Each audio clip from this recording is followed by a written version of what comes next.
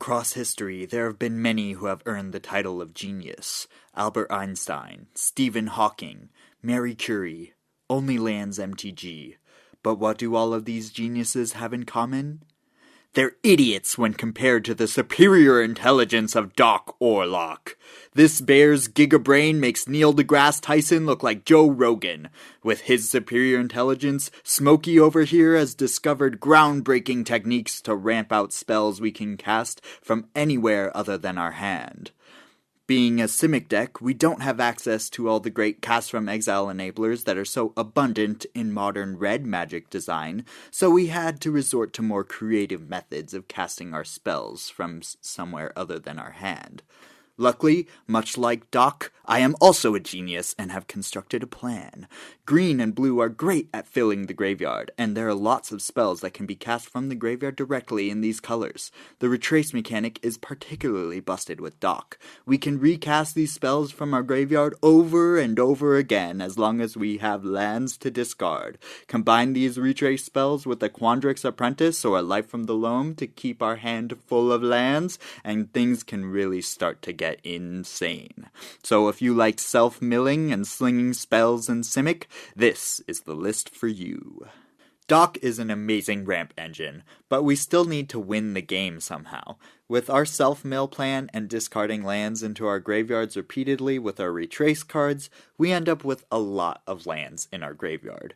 This makes it really easy to put a bunch of lands into play at once using effects like Splendid Reclamation, Lumra, Bellow of the Woods, or the flipped Titania Gaia Incarnate. Lumra isn't released yet, not coming out until later this year in the Bloomborough set, so until she is released you can fill this slot with World Shaper. So, this will both ramp us a ton, but also, when combined with our other Titania and Greensleeves, can generate us a huge board. I also included Vengeful Regrowth, which is a smaller version of these effects, but combined in one card and has Flashback, which of course our Genius Bear will help us cast. Then, I just included an Overwhelming Stampede, which when combined with our creatures that have power and toughness equal to our land count, will easily turn our whole board into a bunch of 20/20 tramplers that should be plenty to close out the game. We only have one of these overrun type spells, but our deck is really good at using these spells out of the graveyard, so we should be fine always having access to it even if we mill it over. So let's get into how we're going to fill up our graveyard. We got some cantrips and filter cards that self-mill. We only have 18 creatures, so tapping at the window and Tracker's Instincts will not draw us a card too consistently, but with their flashback costs, they are some really efficient self-mill for us, and will probably draw us at least one card between the two casts. And if we ever mill them over, we of course can still get value from them, which in a self-mill deck is really important. I already mentioned Life from the Loam, which is a great mill engine. Frantic Search and Fact or Fiction are both great at finding us our important cards while filling up the graveyard at instant speed. Increasing Confusion is some crazy efficient mill for us. If this is in our graveyard, it can mill us 4 cards for 1 mana, 6 for 2, etc. And that doesn't even factor in if we have additional cost reduction in play.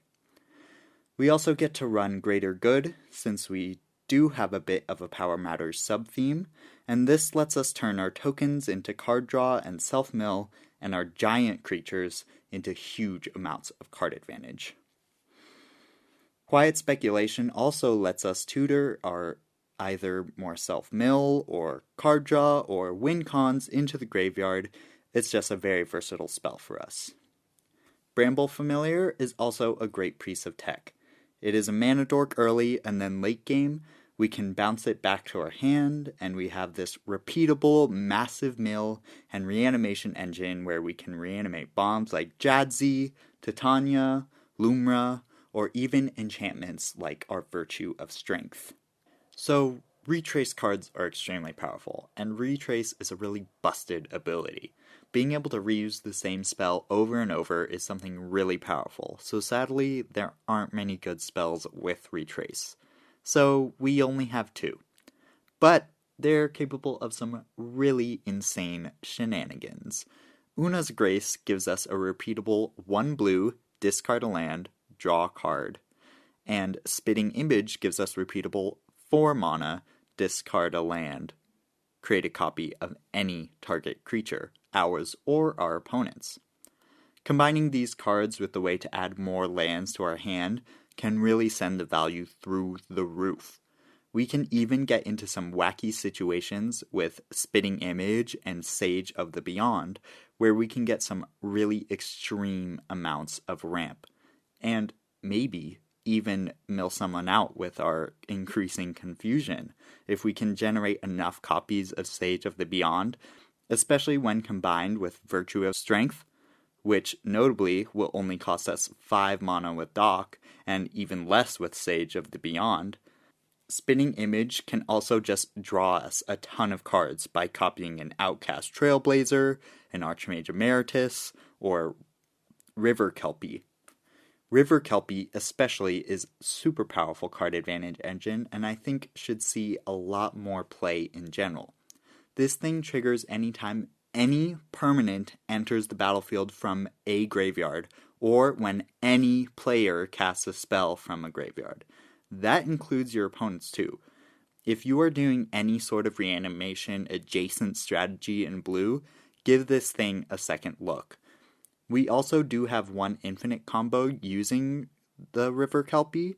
It's River Kelpie, Greater Good, and Railway Brawler, which is just sick in this deck, by the way, being able to plot this guy for 2 mana. 2 mana for a Railway Brawler? Holy crap, that's hard to say. 2 mana for a Railway Brawler? That's nuts. And then he's just going to double the power of all our subsequent creatures.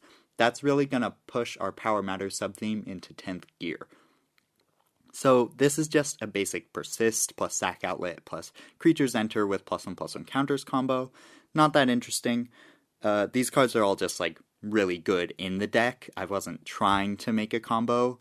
Greater Good is our only Sack Outlet, so we don't have another way to do this. It's these specific 3 cards. This isn't the main point of the deck, and we don't have a way to win once we have an empty deck, like a Thassa's Oracle or something. This will just generate us a ton of value and allow us to sculpt our perfect hand. This deck also has 0 artifacts. That's right, no Soul Ring, no Arcane Signet, no nothing. Our commander is going to be taking care of 90% of our colorless costs, and this allows us to play mass artifact removal without having to worry at all. I went with Bane of Progress, since it also plays into our Powers Matters subtheme. The rest of our interaction is largely spells-based. Dock will give us a nice discount on whatever we counter with Gale's Redirection, in case we don't hit more than 14 on the D20. And since we are so great at rebuying lands from our graveyard to fuel our retrace plan, I decided to include both Otawara and Boseiju as repeatable sources of interaction. I also therefore wanted to include a few ways to sacrifice lands in case we ever have to play one of these interaction pieces. We can sack them and then rebuy them from the yard again in order to make sure we have this repeatable source of interaction, which is just super powerful. Simic Growth Chamber is also a great way to rebuy these pieces if we don't have one of these land sack options. It can just bounce one of those lands back to our hand and then we channel it, get some interaction right there. The rest of the deck is just a whole bunch of ramp and card draw, because Simic gotta do what Simic gotta do. Also included an Echo of Eons, which allows us to reshuffle our graveyard into our library. This is pretty important in this list. In the game I played testing this out, I did win the game, but I only had 4 cards left in my library, so cutting it close. So having a way to shuffle is really useful. And that's gonna do it for this Dock Aurlock deck. The lines of synergy in this one go really deep, and I still discover new interesting ways that the cards can synergize with each other while gold fishing. Like Mass Diminish and Azuri's Predation, which will just wipe everyone's creatures away and give you a whole board of 4/4s. This is a really unique take of Slinger, so if you aren't a fan of the typical Izzet stuff and like self-mill, this could be the spells deck for you. Thank you guys for watching. Remember to like and subscribe to my OnlyLands for the spiciest deck content and biggest brain brews on the internet. See you next time. Peace!